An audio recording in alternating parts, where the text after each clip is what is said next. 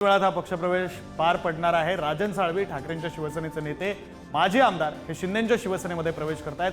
ठाकरेंना कोकणामध्ये हा मोठा धक्का म्हणावा लागेल। ठाण्यामध्ये हा पक्षप्रवेश सोहळा पार पडणार आहे। तरी दृश्य आपण पाहतोय, उपमुख्यमंत्री एकनाथ शिंदे, राजन साळवी आणि किरण सामंत हे एकत्र या पक्षप्रवेशाच्या ठिकाणी पोहोचलेले आहेत। राजन साळवी हे राजापूर विधानसभा मतदारसंघाचे आमदार होते, माजी आमदार आहेत। तर ज्यांनी त्यांचा पराभव केला ते शिंदेंच्या शिवसेनेचे नेते किरण उर्फ भैया सामंत हे सुद्धा यावेळी एकत्रितपणे आता ठाण्यातल्या पक्षप्रवेशाच्या ठिकाणी पोहोचलेले आहेत। साळवींच्या राजकीय कारकिर्दीविषयी बोलायचं झालं तर 2009 साली राजापूर मतदारसंघातून ते पहिल्यांदा विधानसभेवर गेले। 2014 साली राजापूर मतदारसंघातून ते दुसऱ्यांदा आमदार झाले। 2019 साली राजापूर मतदारसंघातून त्यांनी विजयाची हॅट्रिक केली, तिसऱ्यांदा ते आमदार झाले। मात्र 2024 साली त्यांचा पराभव झाला। दरम्यान शिंदेंचं जे बंड झालं होतं त्या बंडानंतर उद्धव ठाकरेंसोबतचे त्यांचे एकनिष्ठ म्हणून त्यांच्याकडे पाहिलं जात होतं।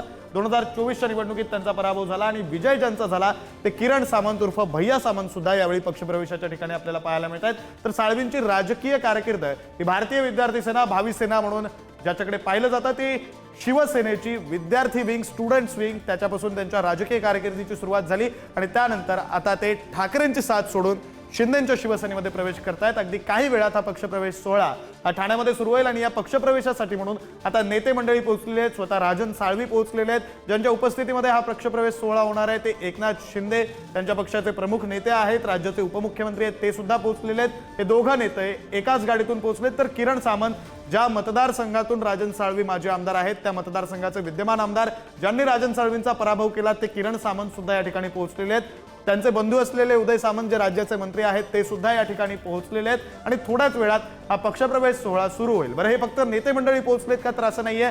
साळवींचे समर्थक, साळवींचे कार्यकर्ते, साळवींसोबत असलेले पक्षातले पदाधिकारी हे सुद्धा आता ठाण्यामध्ये पोहोचलेले आहेत आणि हे सर्व पदाधिकारी सुद्धा आता शिंदेंच्या शिवसेनेमध्ये प्रवेश करणार आहेत आणि त्यासाठी ठाण्यामध्ये झालेली ही मोठी गर्दी, साळवींसोबत आलेले त्यांचे समर्थक, कार्यकर्ते, पदाधिकारी हे सगळे सुद्धा ठाण्यामध्ये पोहोचलेले आहेत। आणि ही लाईव्ह दृश्य ठाण्यामधली उपमुख्यमंत्री एकनाथ शिंदे, माजी आमदार राजन साळवी आणि आमदार किरण सामंत हे ज्यावेळी या पक्षप्रवेश सोहळ्याच्या ठिकाणी पोहोचले त्यावेळची ही दृश्य आपण पुढारी न्यूजच्या टीव्ही स्क्रीनवर पाहतोय। अगदी थोड्याच वेळात हा पक्षप्रवेश सोहळा पार पडणार आहे। राजन साळवी यांचा पक्षप्रवेश होणार आहे। राजन साळवी यांच्या राजकीय कारकिर्दीविषयी बोलायचं झालं तर राजन साळवी हे भारतीय विद्यार्थी सेनेपासून त्यांनी आपल्या राजकीय कारकिर्दीला सुरुवात केली। 2009 साली राजापूर विधानसभा मतदारसंघाचे ते पहिल्यांदा आमदार झाले। त्यानंतर 2014 साली सुद्धा ते निवडून आले। 2019 ला त्यांनी आपल्या विजयाची हॅट्रिक केली, आपल्या आमदारकीची हॅट्रिक केली। त्यानंतर ज्यावेळी शिंदेंचं बंड झालं 2022 मध्ये, त्यावेळी मात्र राजन साळवींनी ठाकरेंसोबत राहणं पसंत केलं। त्यामुळे ठाकरेंचे निष्ठावंत, ठाकरेंचे कडवट शिवसैनिक म्हणून त्यांची ओळख निर्माण झाली। मात्र 2024च्या म्हणजे नुकत्याच पार पडलेल्या विधानसभा निवडणुकीमध्ये साळवींचा पराभव झाला।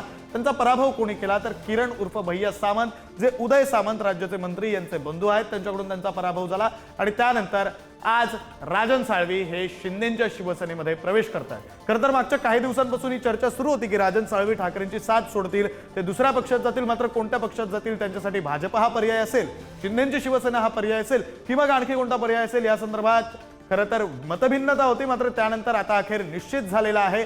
आज राजन साळवी हे शिंदेंच्या शिवसेनेमध्ये पक्षप्रवेश करतायत आणि त्याची ही दृश्य आपण पाहतोय। ज्यावेळी या पक्षप्रवेशाच्या ठिकाणी राजन साळवी पोहोचले, उपमुख्यमंत्री एकनाथ शिंदे पोहोचले, किरण सामंत पोहोचले, त्यावेळचे दृश्य। तर ज्या ठिकाणी हा पक्षप्रवेश सोहळा पार पडणार आहे त्या ठिकाणचे दृश्य सुद्धा आपण पाहतोय। शिंदेंच्या शिवसेनेचे नेते मंडळी हे या ठिकाणी पोहोचलेले आहेत आणि अगदी थोड्याच वेळात हा पक्षप्रवेश सोहळा पार पडणार आहे। उपमुख्यमंत्री एकनाथ शिंदे यांच्या उपस्थितीमध्ये राजन साळवी आज शिंदेंच्या शिवसेनेत प्रवेश करतील। मागच्या अनेक वर्षांचा ठाकरेंसोबतचा प्रवास हा राजन साळवींचा आता थांबणार आहे। ते इथून पुढे शिंदेंच्या शिवसेनेमध्ये नेते म्हणून काम करतील। अर्थात त्यांच्यावर नेतेपद दिलं जातं, उपनेतेपद दिलं जातं, कोणती जबाबदारी दिली जाते हे पाहणं सुद्धा महत्त्वाचं असणार आहे। मात्र या निमित्तानं कोकणामध्ये ठाकरेंना मोठा धक्का मानला जातोय। बरं, साळवींनी एकट्याने प्रवेश केलाय का तर तसं नाहीये।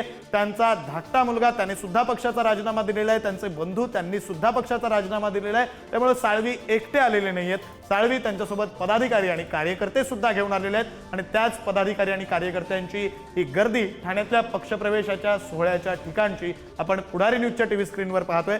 साळवींची राजकीय कारकीर्द सुद्धा आपण पाहिली 2009 पासून ते 2024 पर्यंत असे ते 3 टर्मचे आमदार आहेत. त्यांनी सलग 3 वेळा आमदार होत आमदारकीची हॅट्रिक सुद्धा केलेली आहे. मात्र 24ला त्यांचा पराभव झाला. पराभव केला तो किरण सामंतांनी आणि त्यानंतर आता ते शिंदेच्या शिवसेनेमध्ये प्रवेश करतात.